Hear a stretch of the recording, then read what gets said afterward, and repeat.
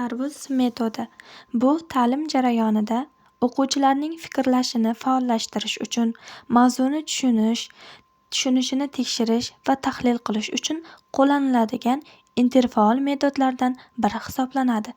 Tarvuz metodining mazmuni haqida gapiradigan bo'lsak, bu metod orqali o'quvchilarning kreativligi oshiriladi, fikrlash doirasini kengaytiradi. Tarvuz metodining tuzilishini biz 3 ta bosqichga bo'lib amalga oshiramiz. Birinchidan, tarvuzning markaziga asosiy g'oya yoki mavzuning eng muhim qismi yoziladi. Qolgan qismlariga esa mavzuga oid asosiy faktlar, tushunchalar, misollar kiritiladi va mavzu yuzasidan qo'shimcha ma'lumotlarga ega bo'lishadi. Tarvuz metodining ahamiyati, ya'ni o'quvchilarga nima beradi? Bu o'quvchilarning mustaqil fikrlashini rivojlantiradi, mavzuni tahlil qilish va umumlashtirishni osonlashtiradi, darsni qiziqarli va interfaol qiladi, o'quvchilarni passiv o'quvchidan faol o'quvchiga aylantirishga ko'maklashadi.